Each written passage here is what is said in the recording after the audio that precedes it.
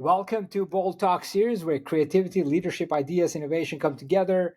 My name is Epi Ludvik, and today I have a privilege to have a short one-on-one conversation with Cecilia Luna, the Strategic Partnership and Corporate Communication Manager at Twin Harbour, an interactive, a global strategy game studio known for developing and publishing multiplayer experiences enjoyed by over 90 million of players worldwide. Cecilia, this is great and great seeing you. How are you? I'm fine. Thank you so much for having me, Epi. How's it going? Yeah, it's going great. Great to connect and looking forward to this conversation. Cecilia, take us through your personal journey and how your path led you to become a strategic and corporate communication manager at Twin Harbour Interactive. For sure. Maybe you can tell by my accent and my name, I am Latino. I was born and raised in northern Mexico, and I moved five and a half, I think over 5.5 years ago to Hamburg, and I'm still here. But professionally, I have a background in music. Actually, I studied music and I majored in opera singing, and then I also explored the musical production world. And after uni, I was a music teacher for a while. But a very crazy thing happened. I adopted a dog and I opened an Instagram for him, and it was quite successful. And my partner showed this Instagram to his boss, and his boss reached out to me and he was like, do you want to do this Instagram thing but for our company instead, because it looks like we could use it. So that was my first entry into like the digital world. This was a startup accelerator, and I explored there every type of job you can imagine. I started as a social media content community manager, then I pivoted to event organization, then I pivoted to business development, and then I pivoted to the program manager. And in the end, I was running the operations of that place. I worked there for like 4 years, and in those 4 years, I did everything. I guess when you work with entrepreneurs, it's kind of contagious, this like energy and curiosity about all these many areas. But when I moved to Germany, I started from scratch and I wanted to look for a job that would had to do with the digital world. I didn't want it to work with like a manufacturer or something like a physical product. I'm not used to that. And I found a vacancy at that. Back in the day, it was called Vitro. We just changed our name to Twin Harbour Interactive. And I applied for business development, and I loved it from the first interview. I was interviewed by our chief operation officer, Marvin Eschenauer. We connected from the first meeting. I saw that we have the coolest offices in Hamburg. We work on a 15th floor on a city that is mostly flat and doesn't have many skyscrapers, so you can see the whole 360 view of the city.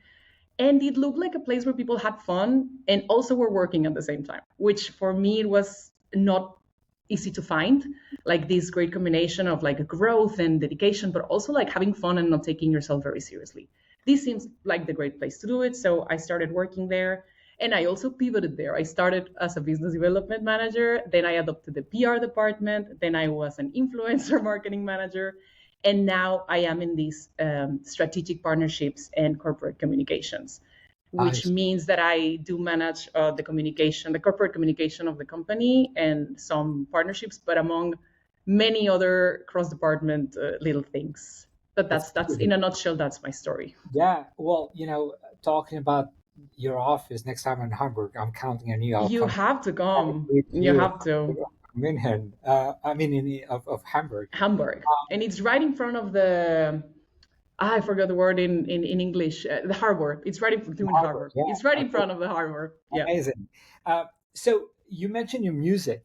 I was a musician too. I used to play cello in elementary and all the way to the high school. I used to play cello.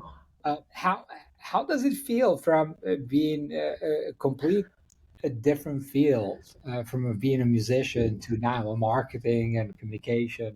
Obviously, marketing communication has a lot to do with sales too, which a lot of musicians they don't understand sales as much. Yes. I think at some point I realized that I was also very interested in the business side of things. Like I am very curious about anything that makes money.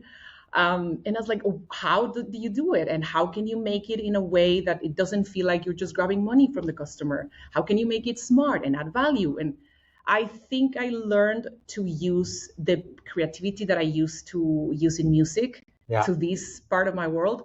To be very transparent, I do fantasize sometimes of going back, but right now I'm feeling very satisfied with what the career is giving to me. So I just do it as a hobby. I'm still a very musical person. I have a piano at home and some guitars. My partner is also very musical. So I'm still in touch with that part of me. Maybe one day I'll pivot, but right now the gaming industry is really filling my cup.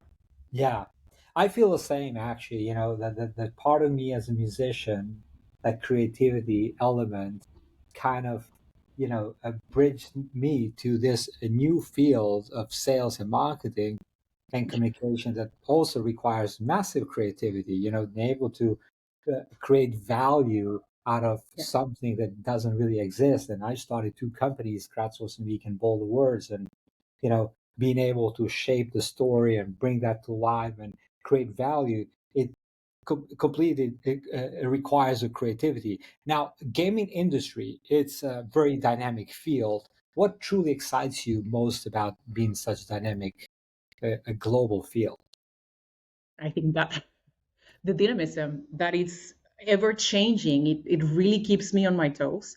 I, at some point in my career, starting in Hamburg, actually, when I just moved, I was very hesitant of like, what do I want?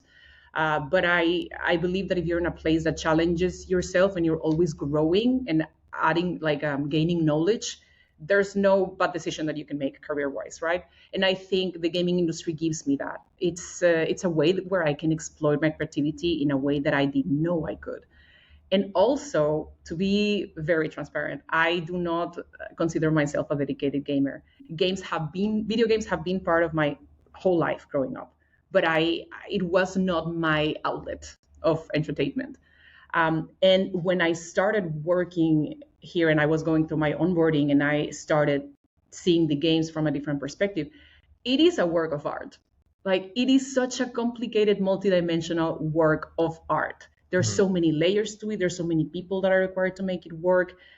That really fascinates me. It's just such a complex industry with so many little parts, and it really scratches my curiosity. Like that's what I like. That it's dynamic, that it's always changing, and that it makes me change and grow with it.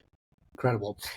Now, Cecilia, Twin Harbour Interactive has grown to become a leading international strategy game studio with millions of players worldwide. What do you believe has been key to sustain this level of growth and engagement over the years? Many things. There's no one answer. Actually, in a nutshell, is that it takes a village. It's that I think one part of it is that I don't know if you know, but Twin Harbor is part of a greater group, like a bigger group that it's called Steelfront Group, and it's a group that acquired a bunch of gaming studios a while ago, and the original founders of the company, they stayed. They are still our one of our original founders just left the company, the last one, but all of these years we were still managed by the same people that funded the company.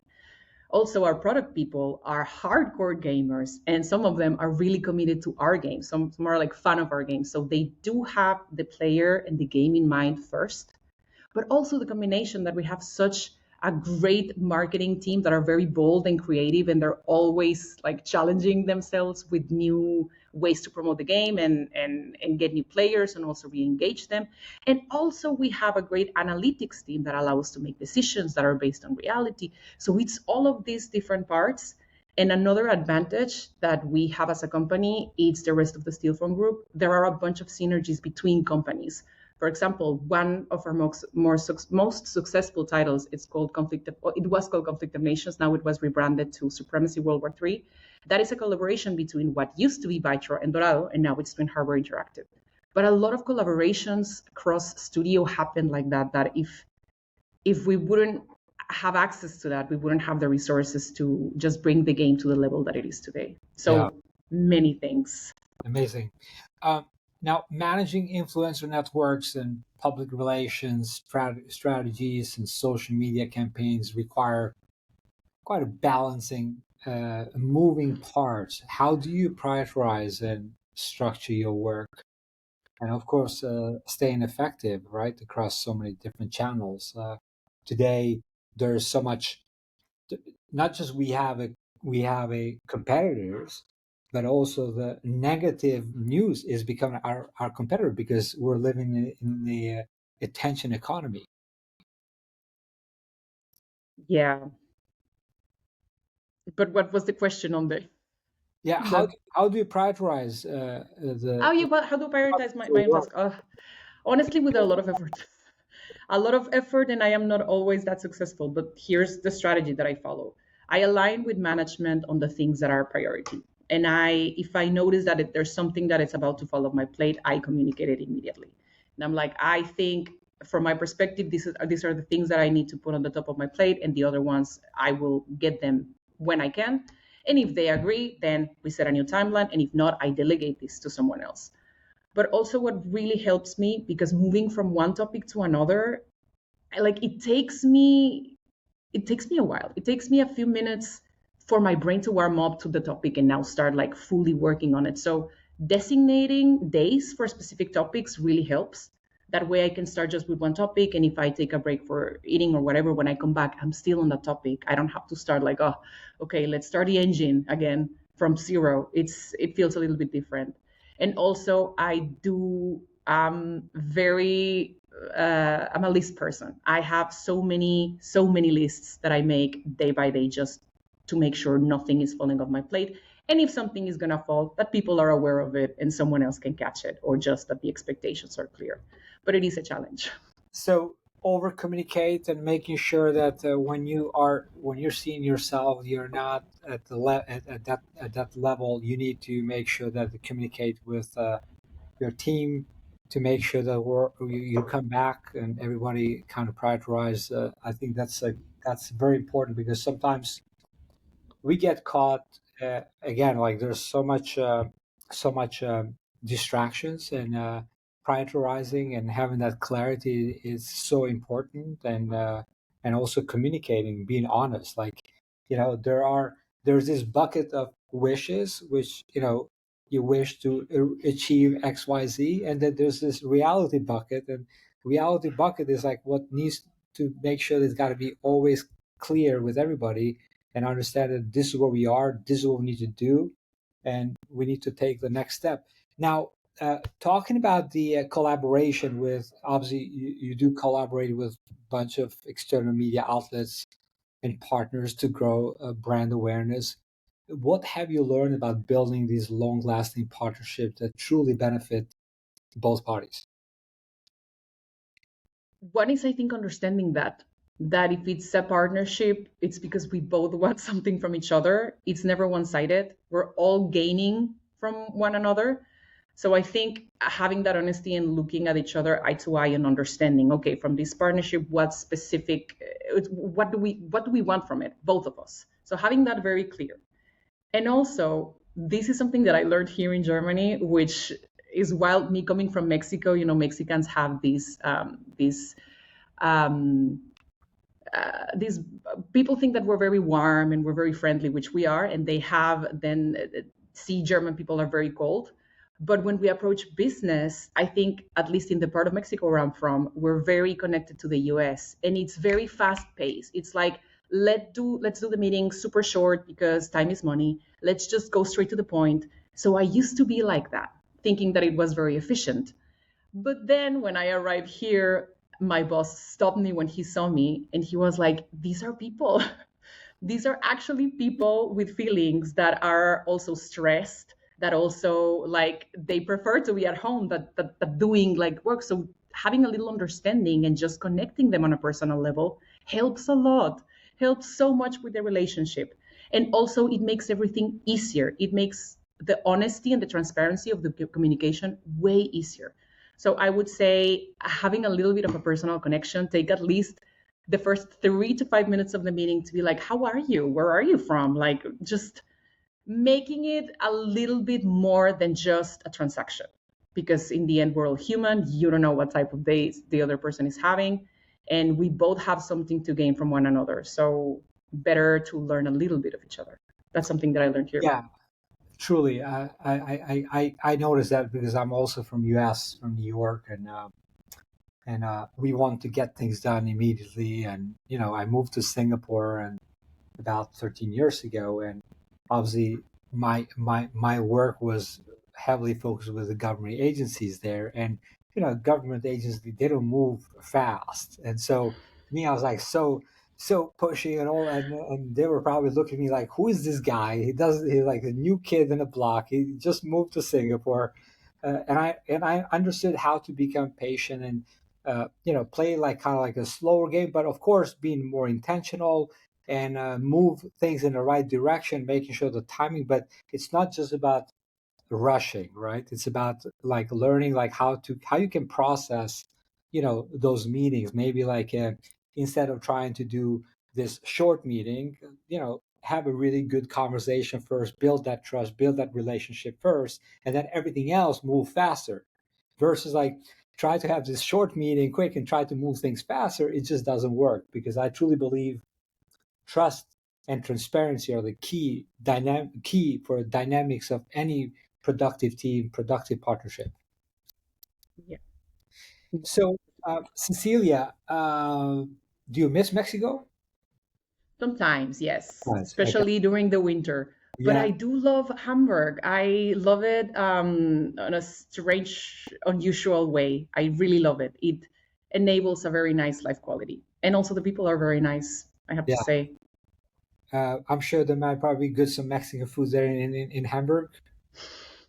I wish that I could find really great Mexican food. There are some places, but they always say like one authentic dish, and the rest it's like a burrito and nachos and Yeah. not so authentic. No, not so.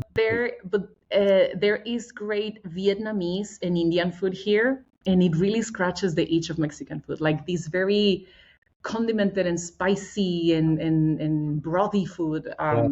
So when I cannot find a good Mexican restaurant, there are always great Vietnamese and Indian restaurants here. Yeah. Amazing. Cecilia, I'm going to ask you last question here. It's a short format conversation. I'm truly enjoying this. Can you hear me? Yeah, Okay, great. You kind of got frozen there, but I'm as long here. as you hear me, uh, what does the word bold mean to you? Oh, wow. The first word that came into my mind was rebellious. I guess to be bold, it's sometimes you gotta go against the current. Sometimes that's why it's been bold, right? Because everyone is moving this way and you wanna go this way because you have your reasons. So I guess it's being rebellious with a cause. I love that. Being rebellious with a cause. And Yeah. that's a great way to end, Cecilia. So great to meet you. Keep up with the great Likewise. work, and thank you for joining me this Bold Talk series. Until next time, take care, be great, and be bold always. You too. Bye.